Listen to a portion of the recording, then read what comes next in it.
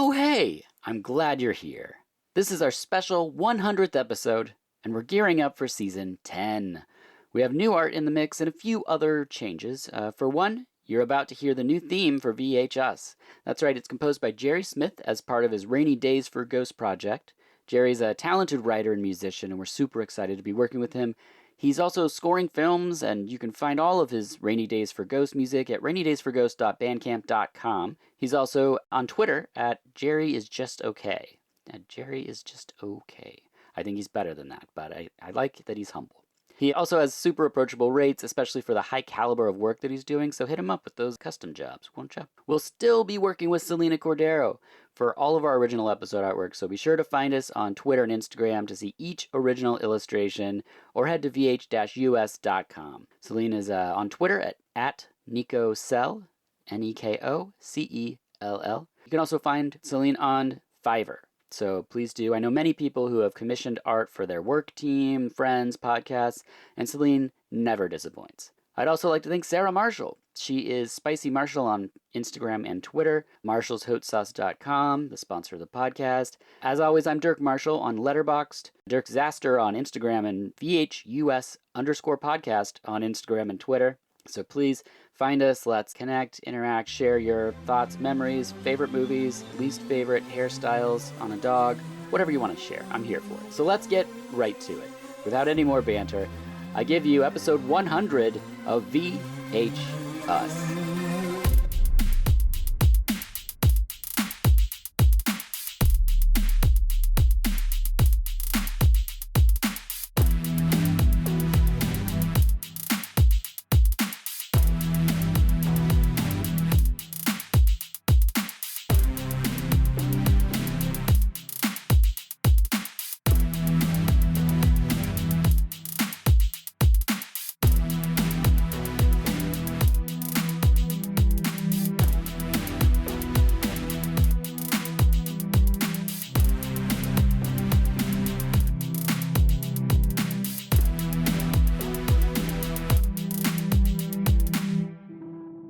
Hello and welcome to VHUS. I'm your host Dirk Marshall and I'm joined by my co-host Sarah Marshall. Thank you for being here. Hey, thanks for having me. My pleasure. Here we are, 100th episode, and for this special episode we're doing things a little different. We have a few special segments and we'll be discussing a few topics, so welcome to 100th episode. Woohoo! Should be the 100th episode? I mean, it's your episode. You can make it whatever you want, man. You worked hard to get here. I guess so. All right. Well, how are you? I'm good. I was just getting ready to come record with you, and Adeline, our daughter, let me know that nobody was going to see me, so I didn't have to look good. Oh, nice. But I told her I was looking good for you, because it was your 100th episode, and I wanted to look nice for it. Well, thank you. You're welcome. I think you look great. Thank you. Yeah, what a backhanded way to say something. Mm-hmm. Well, I hope it's only uphill from here then. Yeah, no, I mean, it was fine. She just was like, Mom, you don't, nobody's going to see you. Yeah. She thought maybe I didn't know that. Okay, well, you've had a lot of things happen lately. You went to New York. Yeah, I was just in New York for a couple of food shows that happen out there. I hadn't ever traveled that far to do a food show. Usually I just do them here in Portland, or maybe Seattle was the farthest I've gone. Yeah. But I went to the Good Food Foundation Mercantile, which is really cool. It's for people that make stuff with high quality ingredients, that care about sourcing, and they have this mercantile where buyers come and shop from you. And so I'm part of that organization, so I got to go to New York and do that. And then I was also at the Fancy Food Show. My Les Dames group sponsored Lisa from Tan Tan Foods to have a booth there, and so I was just kind of there to be her support and pump her up, because those big food shows are kind of overwhelming. Yeah, it can be a lot. Yeah. A lot of buyers. Sure. Yeah, a lot of people that are they all want a piece of you, and you just have to kind of navigate it in a good way. And you also released a new collaboration wine? Yeah, Union Wine. I'm actually going there in just a couple of hours, but we did a new wine in a can. So we have done one in the past that was a holiday wine. So that one was like cranberry and jalapeno and all these warming spices. And now we did a summer one in a can. And so it was really cool because they wanted to support the things that we care about. So we got to source from women-owned farms here in town. So we got all these watermelons from Empowered Flowers and cold pressed them with Lydia from Pure Juice, and got to put Serranos in there from our farmers, and it's a really cool fun wine, and it has some lime juice and yuzu with their Pinot Gris. So it's a white summer wine in a can that has a little bit of heat, a little bit of all kinds of delicious things. It's just really refreshing and nice. They're selling that on their website, right? Yeah, you can get it at unionwinecompany.com. Excellent. Nice. Good plug. All right, well, first, I think it's only fitting we do the thing where we talk about what we've currently been watching. Sure. Yeah.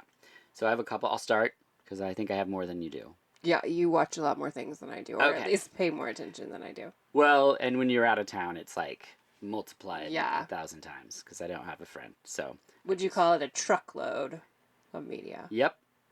One metric truckload. I don't even drive, so that's a weird way to be. Talking with shipping people, so who knows? Okay. It's in my mind. That'd be like asking me, would it be like a football load? Or I'd be like, I don't know. I'm not speaking your language. No. So first, I'll talk about Mad God. This came out in 2022, recently. It's available in theaters and on Shudder. Figure known as the Assassin descends in from the heavens into a nightmarish pit full of monsters, titans, and cruelty. It's stop-motion animation mixed with some computer-generated imagery and live action. It's really cool. It's made by Phil Trippett, who did the Ed 209 sequence in RoboCop. He also worked on House 2, Golden Child, most of the stop-motion stuff that we saw in the 80s and 90s. He probably had his hand in there. This is what he does, and it's really interesting. It's a total passion project. He worked on it for a long time. Jail started it, and then he's like, do I need to finish it? And I was like, yeah, I think definitely it deserves to be watched. He said, do they talk, or is it just like a Tool video the whole time? And I was like, well, it's a Tool video. It's a feature-length, very hypercolor Tool video, because it is that stop-motion, just set to music, kind of like a tone poem kind of thing. No, all I can think about is hypercolor shorts. Sorry. Oh, sorry, yeah. I had those as a teenager. Not a good time to have those. Puberty. But yeah, it's interesting. If you haven't heard of this and you're interested, then I say go ahead and be sure to watch it, support it. Mad God from 2022. Cool. Yeah, what do you got? Well, I don't really fact things out the way you do. That's okay. So let's see. A movie I watched? Sure. Or well, TV I or was whatever. stuck on the plane coming back from New York, and there was supposed to be all these things available on the airline, and the only thing that I could get to play was Licorice Pizza. And I think people really like that movie, but I had started it with you. It's going to be a hot take. Everybody. There's a hot take for everyone. In for this one. I'm just going to put it out there that I started this movie here at the house at one point, like maybe when it came out, because people were talking about it. And I put it on because everyone loves it. Yeah, and I had you turn it off because I didn't love it. Nope. I didn't think the characters were likable. I thought it was... I believe your direct quote is, do we have to keep watching this because none of these people are likable?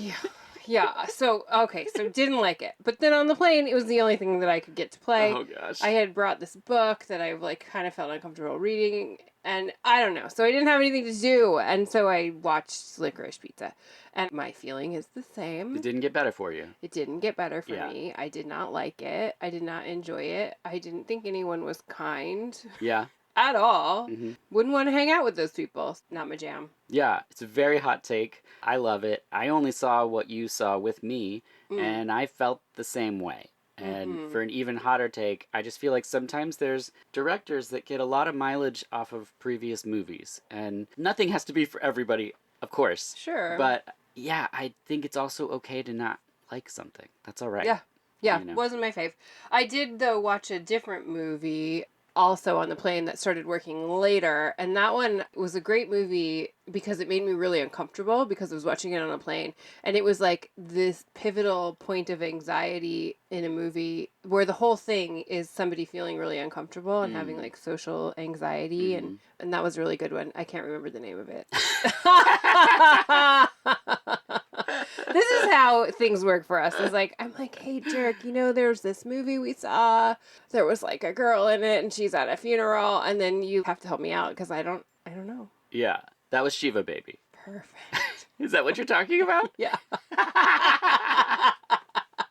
Thanks for saving the day as usual. Oh my gosh. Yeah, so that was good. It was a really good movie. It was done really well. The Yeah. acting is all the actors and actresses are so wonderful.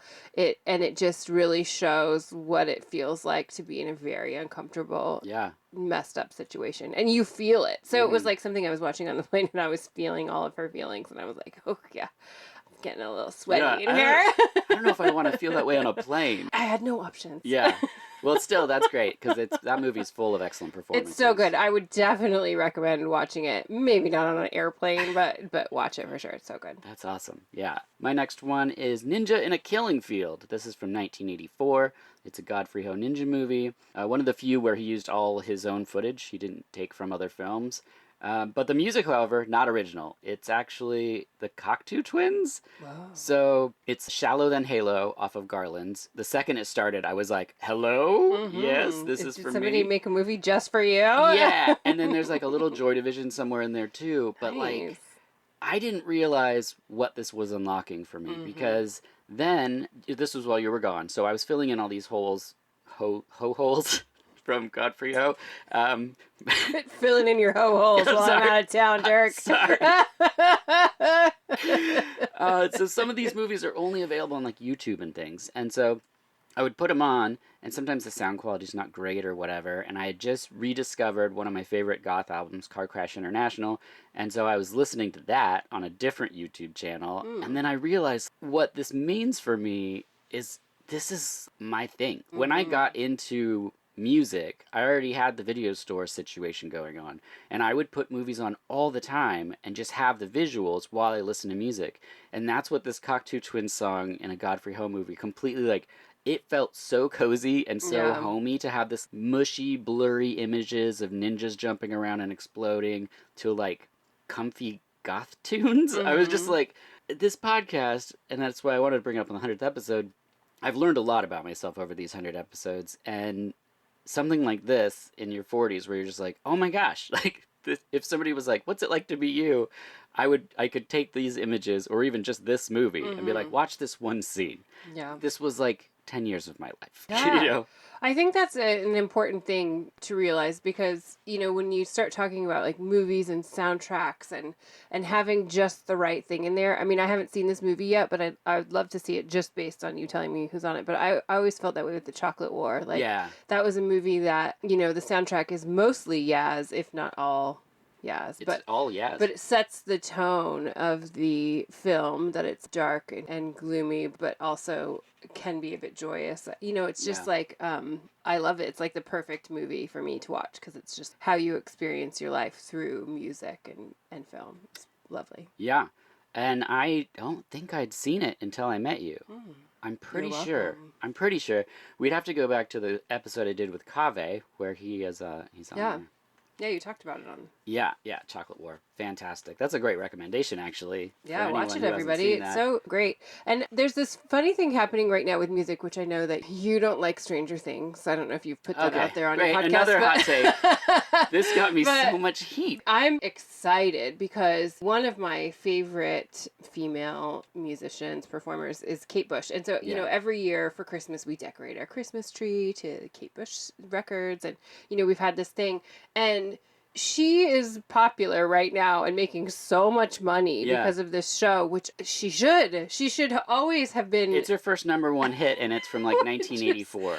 And there's this thing that's happening for me where a lot of younger people are feeling influenced by that music and by that look. And so like right now, my whole life, I've listened to the same music. I've dressed the same way. I've been me, I've gotten older, but pretty much a lot of that stuff is the same. And right now I'm like kind of cool. And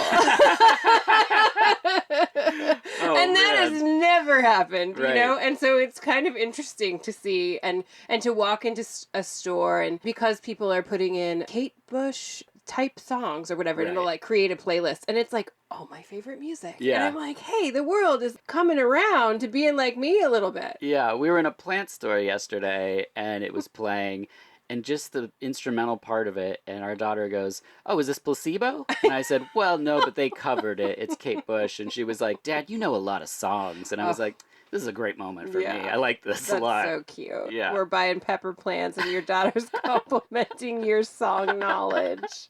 Very cute. Yeah, I loved it. My next movie is Empire of Ash from 1988, aka Empire of Ash 2, because it was released the next year as its own sequel. They can do that? This movie did. It's wild. Its post-nuclear Idaho is ravaged by mutants called Lards. I love the post-apocalypse movies where resources are scarce, except for metal that they weld super tall on their motorcycles and cars. Oh, like, we had a neighbor that did that one yeah, time. that's true. I was like, nice move. That's pretty good. It's not like an amazing film by any means, but the cover is super good. So if people want to see something really memorable, Empire of Ash, 1988. I also like the ninja movies. This is the type of thing I'd watch all the time when I was a kid. So I recommend it if anyone wants to see some cars and motorcycles and lots of trees. They didn't have a lot of sets, so I think they just shot in a forest.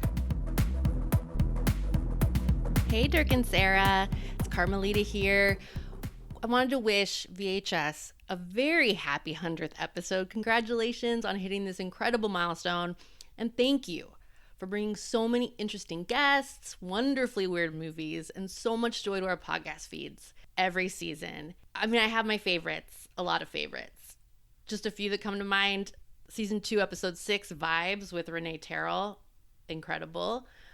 Season 4, Episode 3, Dr. Sleep with John Staley and Jerry Wagner Jr. Love that episode.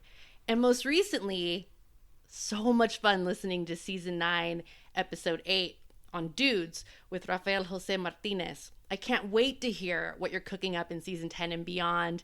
Thank you again for doing what you do and exploring so many great movies and professions for us. Bye.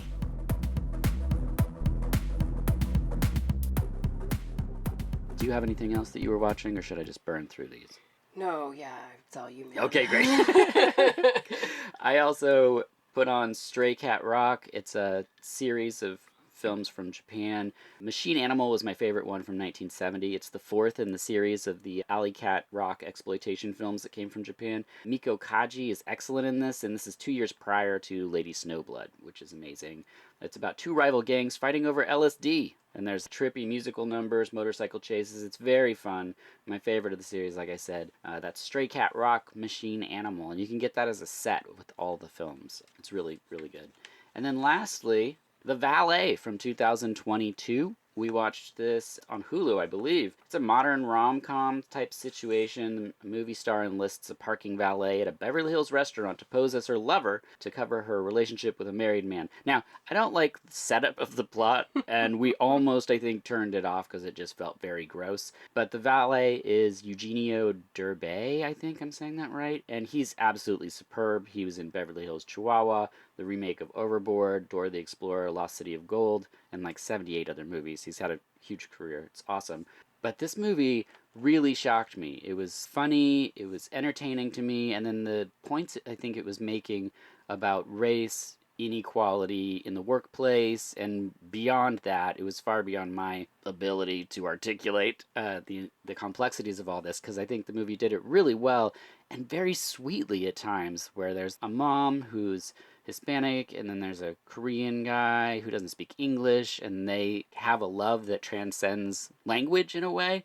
And maybe it was just where I was at the time, but it really, really worked for me. Yeah, I thought it was a sweet movie, and I think it is saying a lot about people being unseen in the workplace. Yeah. And, the kind of message behind the movie is that he feels like it's enough to have a job and be able to provide for his family, but also he thinks that makes him not deserving of anything more or better. And he is, he's deserving of everything. And so I thought it was they do a great job with that piece of it, and just showing, I love the bond between the families. Yeah. And I would recommend watching the movie for sure. At first, when you put it on, I was like, why are we watching this? Yes. So if anyone feels that way, just get through it.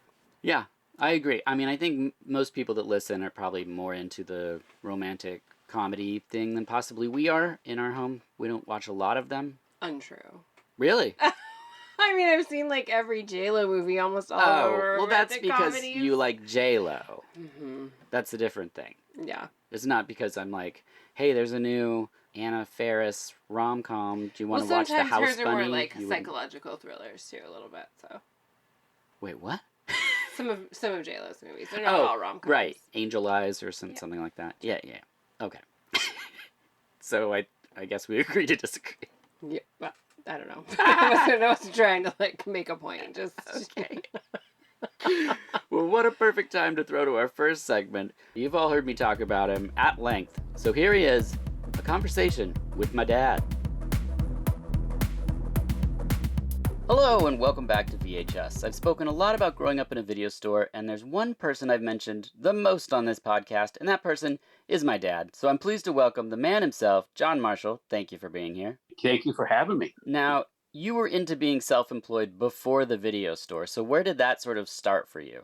Well, it first started out working for my father. Mm-hmm. He was self-employed all my life. And then in 1972 or 3, I started my own business as in a distributorship business, distributing records and tapes back in the old days when you still had 8-track tapes. Yeah. And your dad worked in coin-op games, right? Coin-op games and video machines and candy, Coke, coffee, jukeboxes, pool tables, everything. And I did it all. I worked for him for 8.5 years full time. I worked for him before that for since I was probably 12, doing photo machines. Right. When you used to go into a photo booth, put a quarter in to get 4 pictures. I used to be the person that went down and changed the chemicals. Right. And that was just a big vat inside that was split up into 4 parts, right? A big vat of 12 or 13 different chemicals. The film strip had to dip in every one of them. That's And wild. so, I cut my teeth doing that. And then in the full vending business, I fixed candy machines, Coke machines, jukeboxes, cigarette machines, everything. And then I always wanted to start my own business. So a friend of mine and I started Middleman Distributors. And we sold records and tapes to retail stores. And it was a product called cutouts. Okay. And what that was, when a record store would get a record, they would get, say, 100 copies of a big one. They would sell off, say, 75, and 25 would be slow. They could send those back to the manufacturer, to the producer, Mm-hmm. and trade it in, and get a trade in. Then the producer would put a cut in the record cover or a burnt hole in an 8-track tape and call them cutouts, and then sell them back out. And they did use those marks so that people couldn't take it back in and get full refund on it. Okay. And so that's what I did. What we did is cherry pick all of the cutouts, different ones, because most people, you have to buy them in bulk. Okay. We started a business where we would just cherry pick the good ones, and we made really good sales off of that. That's what got me started in business. Mm-hmm. Then I changed from that and got into video rentals of video movies when they first came out. Well, wait. I thought you then went to VCR repair, rental, and camcorder. No, that's later. That's later.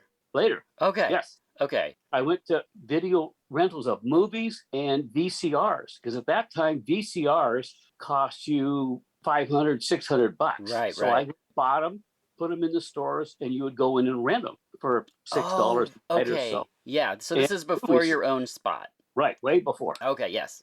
That's what got me into it. And then I transitioned from that into just the VCRs. I had VCRs in video stores all over the United States. Mm-hmm. Okay. And then when people started buying their own, that I sold off my VCRs and went into the videotape rental business. So the transition there was from that. There was a time when I went into VCR repairs, Yeah. and then went into straight video rentals. But when you were working in the stores, I was still doing VCR repairs along with video rentals. Nobody else was doing VCR repairs but us. Right. Because I remember VCRs and more on one side of the street. Right. And then when it carried videos, it moved to the other side of the street. Right. And then it was VCRs and more plus movies next to the Putt and Video. Right. Yeah. Exactly. And then I opened another video store on Willamette Street Video. Yep. And then I opened one for a short period of time, Centennial Video. Okay, Centennial. That's the one I couldn't remember the name of. That's the only one that had the movie Killer Clowns from Outer Space. I remember that. And we went to that one the least amount of times. Right. I only owned it for like 6 months and I sold it. Yeah, and I've talked a lot about VCRs and more, but I think I only mentioned once that Willamette Street Video was next to Charlie's Pool Hall, which was also like a cool pool hall arcade. Right.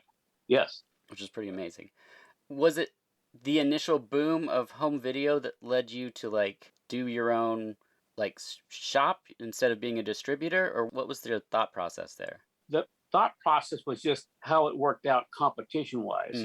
When I first started out in the video rental in stores, I had a lot of retail stores. And then I had no competition because nobody was doing it yet. Because you remember, videos at that time would cost $60-$70 a piece. Oh, yeah. I was just going to get to that part about inventory. Yeah, the inventory was something else. Anyway, the competition came in, and that's why I transitioned from the video rental to the VCR rental. You know, and then there were some other steps in there, but that was the main ones. Yeah, and I remember so many great stories of people returning things, and my favorite one that I tell people all the time is the man who returned the VCR because it didn't play in color. Yes. And you remember he had a black and white TV? Yep. And then I remember one, it was either you or Jim that was cleaning it, and there was cockroaches inside of it. That was Jim cleaning it. Oh my gosh, that was so gross. Yep. So since you mentioned it, let's talk a bit about inventory. I know some stores, when they would close, other stores would like absorb the inventory of the closed store. So sometimes you could get a bulk amount of videos for a decent price. But normally you're just buying from catalogs and promo tapes. And were you trying to stay up on trends, or how are you guessing how many copies of like Dances with Wolves to carry or things like that? Those were just guesses. Okay, because they were like $100 a pop, and then there'd be price breaks if you got 8 tapes or 10 tapes or whatever. Well, they were never that high. They were usually the highest of about $65. Okay. And then they didn't start going crazy until they came down to like $20, and that was almost the end of the time. Right. But yeah, what you did is you followed the hot movies, and then when that movie that did great at the box office came out in video, it was always 6 months later at least. You know, and then you would determine from how big of a blockbuster was, how many you needed, which was a real funny thing. I always thought people got all excited about getting the new release. Yes. But it's already 6 months old movie. Right. But they had to have that new release. Yeah. And people would get mad and they'd reserve it, and people would hold it for too long, and then there was the rewinding fees and Yep. And then that whole bit of late return fees. Yep. It was a goofy system, really. Yeah, and also every store had a different, of the mom and pop shops, which were before the chains, had a different way of renting. Sometimes you'd bring the tape up, sometimes you'd bring the box up, sometimes you'd pick a tag, you know, and everyone did it differently. So you'd always have customers doing different things. Yeah, bring the box up. No, bring the tab. Yeah. And then they'd say there is no tab, and you're like, we don't have the movie. And they're like, but I'm holding the box. And you're like, that's not how it works here. Yeah. And it was big business to buy a plastic box to put the movie box inside. Oh, yeah. Very nice. That was a big deal. And you had your own shrink wrap machine in the back where you would take the tape out of the box, put styrofoam inside of it, and then shrink wrap the box. Yeah. Yeah. So it looked like a real thing, but real light. Yeah. That was awesome. Do you feel like the Blockbuster that went in across the street was detrimental to the store, or do you think that the natural progression is just what happened with the business? Oh, the natural progression, but you played off of that, of course, you know, because they were big and you were nice and little and that kind of stuff, you know. But I actually always wanted to be a Blockbuster store. Sure. I wanted to have much, much bigger inventory. But your mom and pop, you know, can't afford it all. Right. Yeah. No, that's very true. Yeah. It was just an interesting time to go through, because I can remember when the whole thing started. Right. You know, VHS started and everything. So, as a matter of fact, one of the main buyers of one of the biggest chains got me into it, as he was talking to me before we got started, and he wanted to start renting porno movies in a retail store. That's right. And of course, there's no way I could do that. No way it could have done anyway. But then that spurred me on to think, hey, why not regular video rentals? And I went to him and he liked it. That's what got me started in it.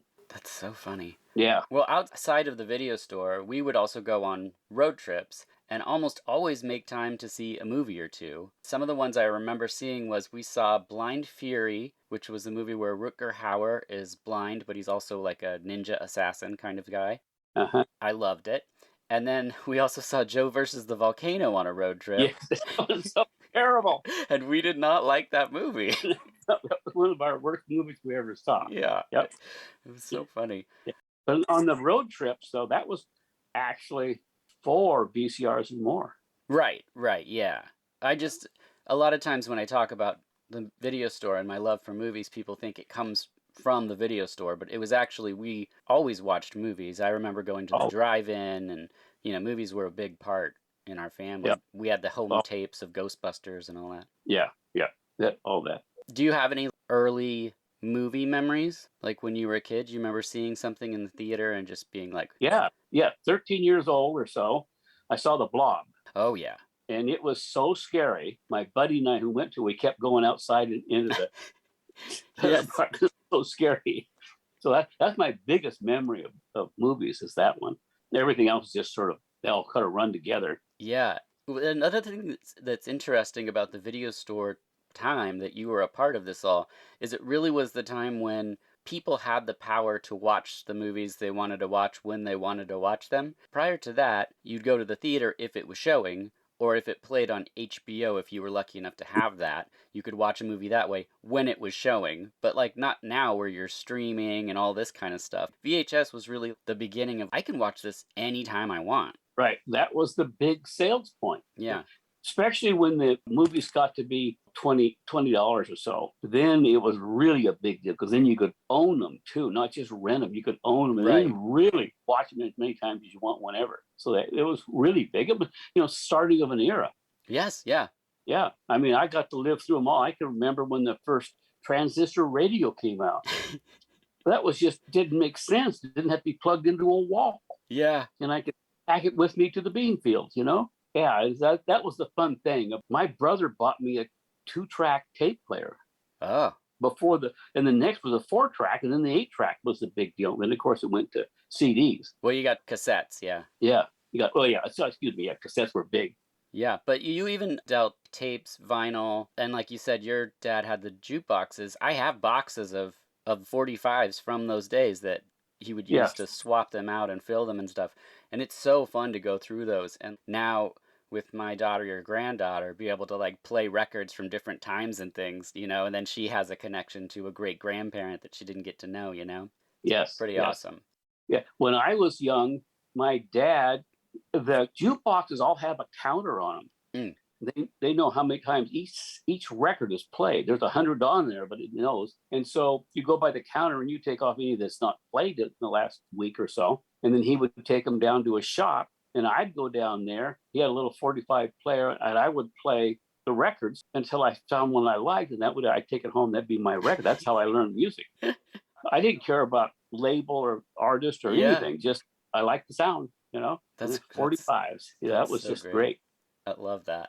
Well, thank you so much for doing this. Thank you for raising me in the aisles of a video store, and thank you for watching so many movies with me. Before I let you go, I just want to get it on the record that you would take me to any movie that I wanted to see, within reason, obviously, subject matter and whatnot. But if I was like, hey, I want to see this movie, you go, okay, and you would take me. And one of them I revisited when I was 18, and that was the Rainbow Bright movie. And it was so terrible that I called you and apologized. It was terrible. But that's a great parent, because you took me anyway and sat through it. And so I appreciate that so much. And thank you again for doing this. Yep. Well, thanks for having me. It was fun. And we're back. Sarah, you were the first supporter of this. Finally, me starting a podcast. Why? Why was I supportive of you? Okay, that's a deep one. Well, first off, I'll say I think I'm supportive of anything that you want to do that's creative. I've known you a long time. I Yeah. think that whenever you have ideas and want to do something, I support you in doing it. So you've done a lot of like improv, you've done writing, drawing. I think that this was the perfect combination of all those things. You had a blog for a while. I think it really like brings all of the stuff together into it's like a perfect place for all your knowledge that for years we've joked about. Your brain is full of stuff that no one else knows. You can bring up who's in what movie, what year it's out, all these different movie things. Same with music, like who produced it or whatever. Like all this stuff that no one else knows. Yeah, nerd. You're a really cute nerd. Ah, thank you. And so when you talked about, well, maybe I'll do a podcast, and I was there to be like, yeah, do it. But then also you can't just do that. You have to like come up with something that is going to make sense, that's going to be able to house all of this information, that's going to be fun, that's going to involve other people. So it was really cool to be there in the beginning of, helping you just by having conversations, figure out what it was exactly this was going to be. And when those kinds of conversations happen, it's like they can just stay there, Right. where you're talking, you're planning, but nothing ever happens. And so I just have this very clear memory of you making it real. Like we had talked about it, but then I was going to a conference in Palm Springs, and you and I went on this road trip, and we drove there, and I was very busy with the conference, going to all these different things, and we had this awesome hotel room, and in Palm Springs, we'd both never been there. We didn't fit in at all. We were like the only people in black. It was the first time Dirk had ever seen anyone in like a thong bikini. Oh my gosh, I couldn't believe how much of her butt was touching the side of the pool. Couldn't stop telling me about it. But anyway, we were in Palm Springs. Didn't really fit there, but it didn't matter because Dirk just closed himself in the hotel room. We had these blackout curtains. Yes. And I was out giving these presentations, interacting with all these people, doing all this stuff. And I would come back, and Dirk was just in this dark hotel room. And he had been writing all of his ideas. He was writing like scripts and I wrote all the intros for the first 8 episodes. Yeah, and just like figuring out exactly what he was going to do. And that was when it was real that you were doing this, that you had a plan, that you created this whole what the production was going to be like, and then rounded in all of the people to do the illustrations, to do the editing, to help you with all of this stuff. And so it was just cool to see it come to life. And then now here you are doing your 100th episode. 100, which is so wonderful. I'm really proud of you for making it happen, because it could have just been, we could have talked about it for years and never had it. Yeah, I think it's a byproduct of us living together and knowing each other for so long, because a person who really like does a call to action and gets things done is you. And I think that that's something that's rubbed off on me, whether it was starting your own business or us going from our small house to the house that we have now with the facility in the home. You're not a type of person that lets an obstacle stand in your way. And I think we can be our own obstacles. And I think with my brain, oftentimes it sees like the big picture, and it's like, well, it's not important, no one's gonna like it. It's very easy for us to, as humans, to shut things down rather than just be like, I'm gonna do my thing, put it out there, and like that's all it's gonna be. Well, and I think that's really what you've done. You've done your thing. You've kept it really true to you and who you are. And I think it comes through in the show. And you get to meet all these really wonderful people, which is my favorite part, because I kind of get to know them a little bit just through you. Yeah. It's pretty rad.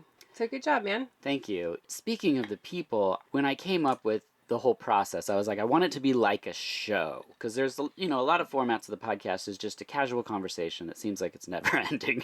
And I didn't want that. I wanted to be respectful of people's time. My goal was to highlight a film, and at the end, hopefully the guest would feel like they'd been a tribute had been done to them, that they would feel good at the end of it. And so that's really all I wanted to do. And then I started, and the first 4 episodes didn't work. And I had to contact these people that I've already cold contacted and ask them to re-record. And the first person was Layla Del Duca, and I would have never met Layla.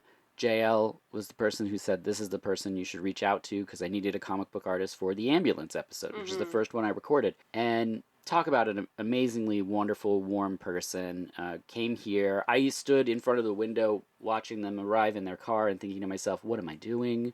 Why am I doing this? I hadn't done anything performative in a number of years, aside from sauce-related stuff. But, I still had all the tools in the toolkit and Yeah, was I able to think do it. being nervous is a good thing. It shows that you care. Yeah, That you care about it being good, that you care about these people's time, and you want to make it worth it. And I remember talking to you right before you had to contact the people to tell them that they needed to re-record because it didn't work.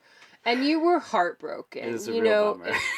Really very humbling way to start. Yeah, because you've already asked them for your time and they've given it to you, and then they have to do it again. So I know that was really hard for you. And some people maybe would have just stopped and been like, I can't do this again. It's embarrassing. I feel bad. I feel guilty. That's where people put up a barrier and then they don't move forward. And you maybe would have done that, but, we talked through it. Yeah, this sucks, but they're going to understand. Like, no, it's a mistake. It's a trial, you have to learn how to use the equipment. It's not going to be perfect, the first time.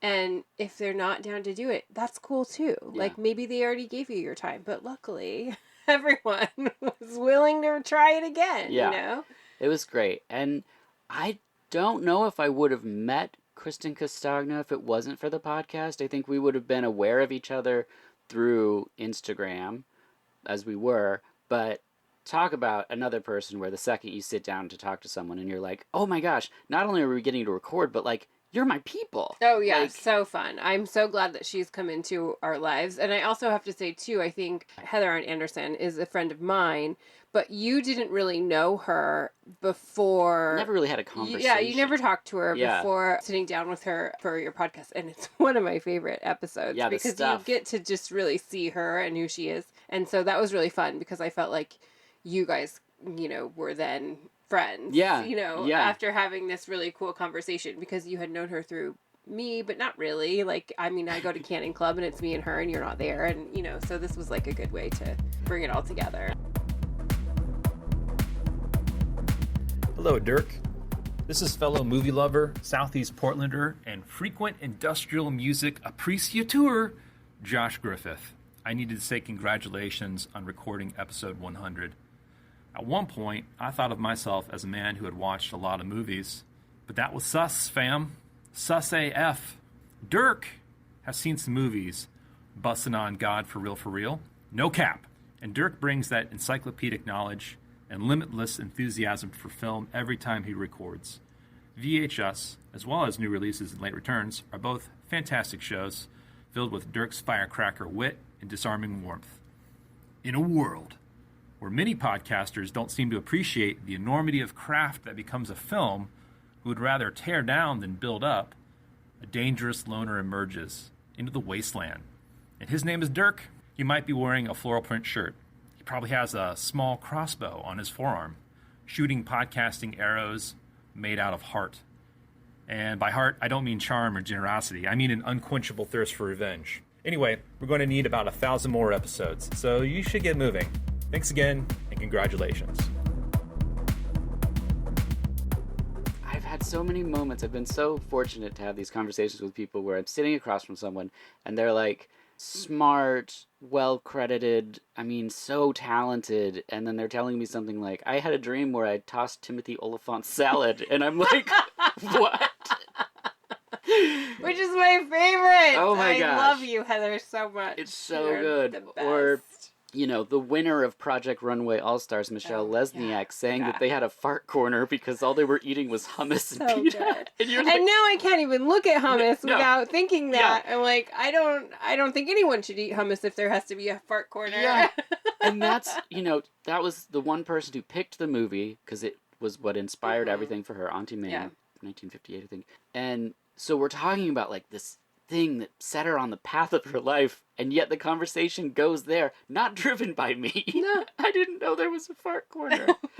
Oh my gosh. But now you do. Yeah. And then, Jeannie from the Road Games episode, I was looking for 2 years for a truck driver, and I just kept getting guy truck drivers, which was a very specific thing, and I was like, I don't know about amplifying this. And then I found the Women's Truckers Union. They put me right in contact with her, and she did not care for the film, and that's fine, but we had an excellent conversation that was so inspiring when she was talking about how her uncle said that girls couldn't drive trucks, and so she was just like, well, then I'm just going to go do it. Gives me goosebumps every time I think about it. Yeah, so wonderful.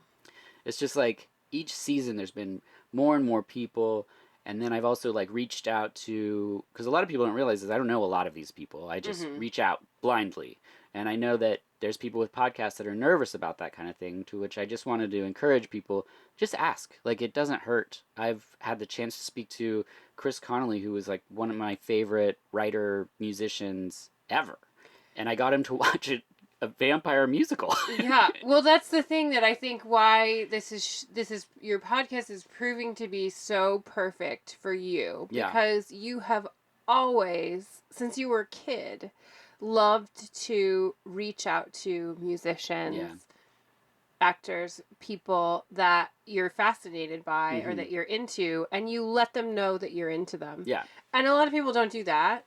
They just kind of leave it this separate world, but you like to just kind of break that barrier. And so this is perfect for you. So you'll ask people that maybe other people wouldn't. They would be like, I don't want to bother them or whatever. Right.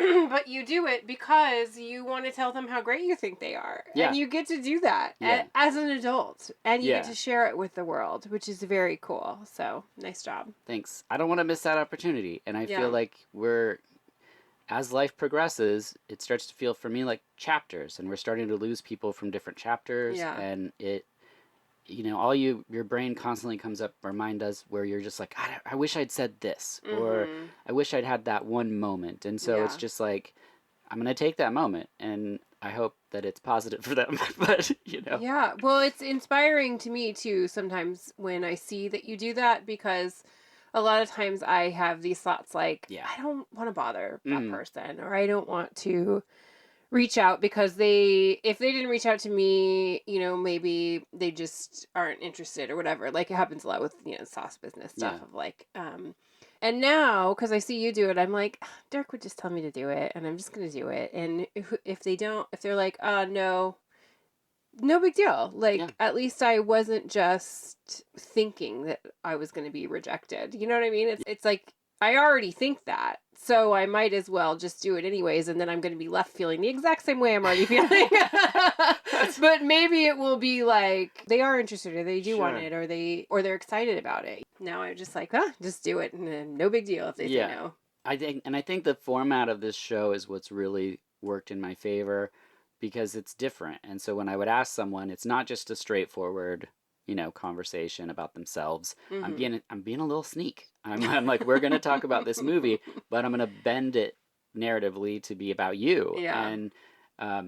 And I think that's a fun experience if it's someone who's been interviewed millions of times. I mean, like some people, they just never had someone ask them questions about their life. And so that's super fun. Like the Exterminator one we did for Peter Weller's Of Unknown Origins, which has some great stories about raccoons in it. It's not related to the film, but it's very disgusting. But yeah, it's been varied. It's been fun. There's been poignant moments that are sad, and I just want to thank everyone for listening to it. Really enjoyed doing it. I'm so happy that you joined me for season 9 and back for season 10. Woohoo! We've recorded the episodes mostly. All right, so it's 10 seasons. It's going to be amazing. I'm really looking forward to it. We have one segment left in this special episode, and so we're going to go to a conversation I had with our daughter about some classic films. Strap in, everybody. She's got some hot takes as well. All right. Take it away, Adeline. Hello, and welcome to VHS, the podcast where each episode is about a film and the guest has the profession or experience portrayed in the film. I'm your host, Dirk Marshall, and you can find me on Letterboxd as Dirk Marshall, or on Twitter and Instagram at VHUS_podcast. My guest today is also my daughter, Adeline Marshall. Thank you for being here. Hello. Perfect. Now, in this episode, we'll be examining 2 classic films from my childhood through the eyes of a child now. The first film we're discussing is The Never-Ending Story from 1984. I'm just gonna say I didn't cry at all. That's right. It's a fantasy film about a boy who's being bullied, so he hides in a bookstore and encounters a rare book that takes him on a mystical journey. Any opening thoughts for you? It's really weird. It is. It is very weird. Uh, What did you think when the movie started off with his mom's dead? I didn't really care, and I didn't like it that Mhm. much. Cold. Okay. And what about the bullying? Because that's the next part. I didn't really care still. Still But I didn't care. I just watched it, and I watched him run into the bookstore, and then Mhm. it's weird. It gets the man that runs that bookstore doesn't like kids, but then he smiles when he's on the phone. Well, after he's on the phone, I guess he smiles and wanted him to take the book. It's pretty strange. Yeah. And then he goes and he hides in the attic of his school. Which schools don't even have It attics. seems weird. Yes, it's just a door upstairs to a creepy place and stuff. Yeah. And then we get our first look into the fantasy world. Did you like the fantasy world at all? That dragon that comes in Yeah, really, really, really later, but when it comes... Falcor. Yes, Falcor. Oh, it's adorable. He's so cute. I love it. I love him. He's so cute. Yeah. He's like this pink dog dragon. He's white. Well, he's whitish pink. Okay, sure. Yeah. He's whitish pink, and he's so cute. Yes. Falcor is everyone's favorite. How'd you feel about the little elf guy and That was so funny. and the snail guy and the bat? Oh, I love the snail. That's your and favorite? The bat's okay, but... Okay. And... Okay, we're about to get to that part. Okay. So the next thing I wanted to ask you about is one of my favorite parts is when they get to the Swamp of Sadness Uh-huh. and there's the giant turtle. Oh, I love it. But, Yeah. I mean, when he sneezes... it's Yeah. just- I don't really care for the sneeze. Oh, okay. Really. You don't care for the sneeze. And then we get to Artax, the horse. I was like, how come he's riding a horse and all the other guys are riding these crazy cool animals? Yep. That's no fun. And then I asked my dad, is the horse gonna die?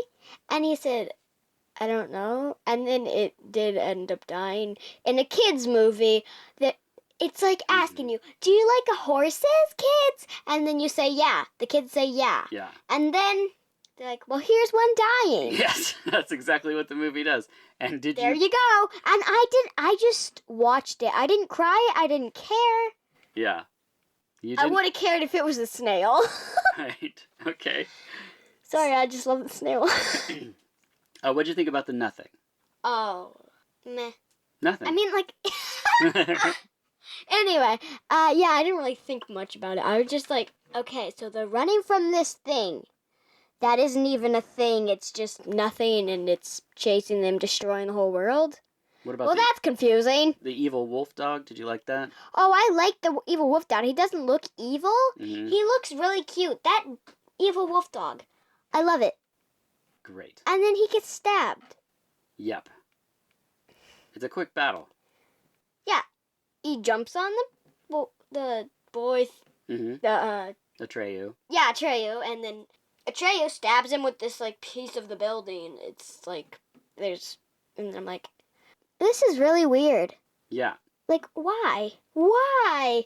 And, I also didn't really care that much, but yep. I did care, but I didn't. Stuff. What did you think about that they could sense Sebastian? They could hear him scream when he screams when the window opens. Did that seem weird to you at all? I mean, wasn't that when the school was closed? Yeah. So no one would have heard. What? No, the people in the story here. Oh, wait, yeah, that is weird. I mean, the man in the bookstore did warn him. Mm-hmm.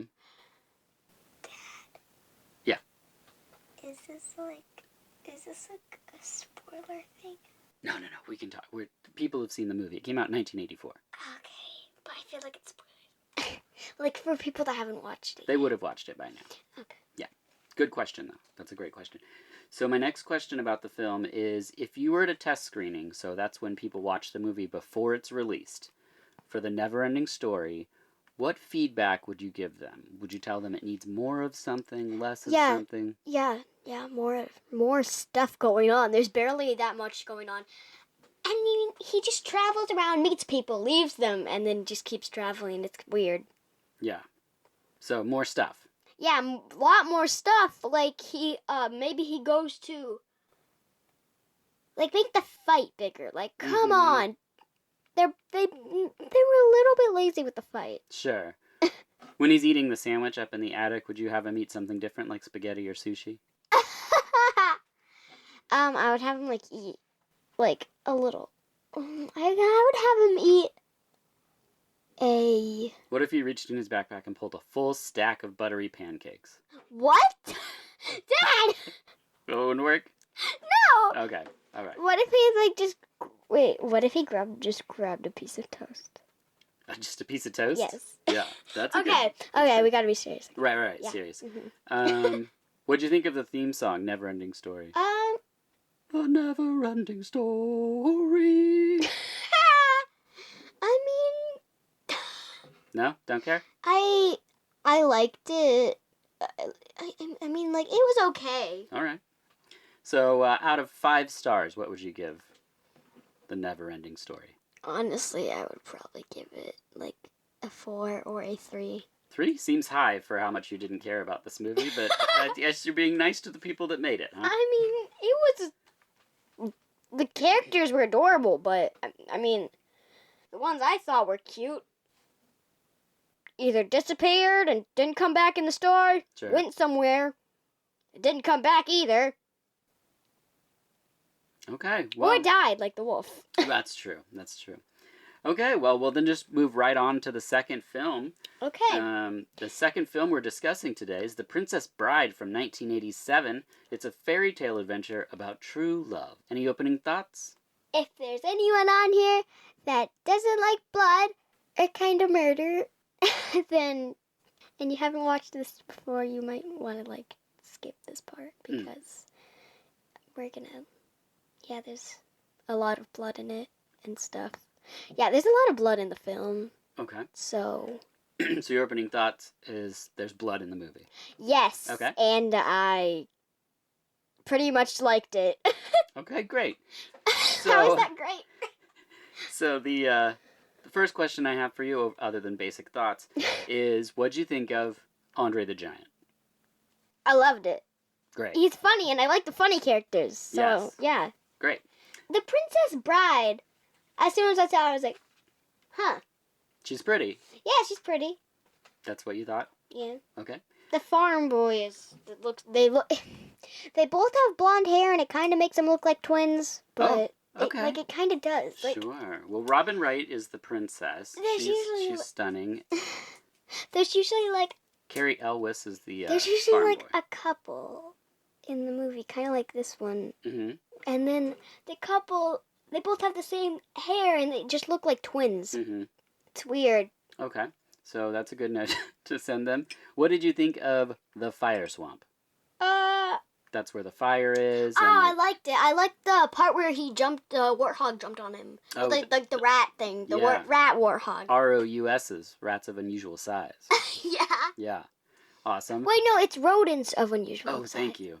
And then what did you think of the bald man that kidnaps Robin Wright, who keeps saying inconceivable? Okay, it was kind of funny. He was kind of funny. But also, like, weird. Like, he was, like, working for the dude, and it's... Yep. It's weird. It's so weird. It's so weird. Mm-hmm. Okay. What was your favorite part of the movie? Well, when I was a kid, my favorite part is when he has the meeting, the brain challenge with Carrie Elwes, the farm boy, where the poison's in the wine, and he's like, you know that I'm going to pick the one in front of me. That's my I can't favorite, choose too. that one. I laugh so hard when he falls over dead. But now my favorite is really the end part, which where Inigo Montoya kills the six-fingered man. There is a swear, though. There is a swear in there. In a kid's movie. Yeah, and blood. Like, come on. Yeah. And swords. And swords. And that poison, Yeah. you want to know what it was from? Yep. A cigarette. Oh, it looks like a cigarette. It's like a wooden tube. They didn't have like glass, I guess then. I don't know. It looked like a cigarette, though. It looked so much like a cigarette. Yeah, that's true. So that shouldn't have been in there, right? Is what you're saying? Yeah. What did you think of... Like, it's not too appropriate for kids. That's true. For a kid movie, I mean, like... What did you think of the albino man in the pit of despair? That's the guy that's all white. Oh, yeah, the guy who was, like, squeaky voice and then was like, oh. Welcome to the pit of despair. Yeah, don't try to escape me. That guy. Yeah, I loved it. It was funny. Why did you do that impression? I loved it, yeah. Mm-hmm. I like the funny characters, like I said, and he's a funny character. Yep. What'd you think of the kissing? I hated it. Yes. I'm a kid that doesn't like kissing. Yeah.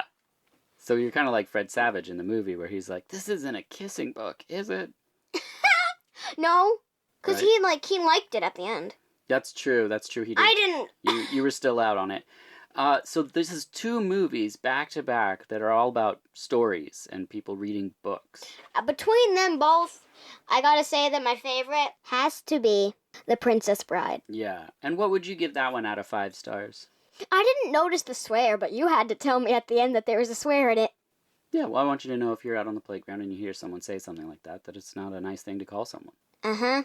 So what would you give it out of 5 stars? I would give it 5 stars. 5? Yes. Wow. Wait. Would you recommend it to people? Yes. Okay. I loved it. And since these are both movies about books, And they're both kid movies. either they were in the 80s, could They're you... supposed to be both kid yes. movies. Since they're both about books, I was curious if you had any books that you are very into that we could recommend to people. Yeah. What are you into? Dogman. Dogman? Great. Very The- funny. Yeah, The Amazing World of Gumball books. Yep. Those are also really good. Great. If you haven't read them, you really should. Anyway, and I like that book we just got from the anime store. Oh, yeah. I don't know the Yeah. name of it. Chi, the house cat or something like that? Yeah, there's also a show for that that's really good. Yeah, I haven't seen that. Yeah, you don't really. It's on Amazon. Okay.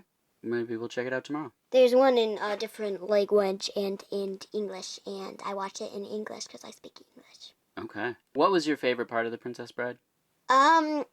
The poison part. The poison. Yeah. I just said that a few minutes ago. I was thinking that maybe I you'd have a said- different one now that we waited a minute. Well, I like that one, and my second favorite is the part with like the guy's like, I can't do the voice. I can't do the voice. The Pit of Despair guy? Yeah, Yeah. that dude. I love it. I love it. It's funny, and I said that I love funny characters, and that's true. That is true. Okay. Well, I am a funny character. you are. You're a very funny character. I just made you laugh. You do that all the time, and I thank you for that. I'm very funny. Okay. You had a very funny kid. Yes. I do. I'm so glad. Well, thank you, Adeline, for coming on here. And will you come back? Yes. We'll do another episode? Yeah, the next episode we're gonna do this is kind of a spoilers, Oh, you want to give them a hint? Give them a hint. Yeah, do it. but we're gonna do Milk Cow. It's a really good one. It's like an anime. Mm-hmm. It's a really good anime. Not that type, like a cartoon kind of type of anime. What's it by again? It's not by Studio Ghibli. It's a different company. Oh, Yeah.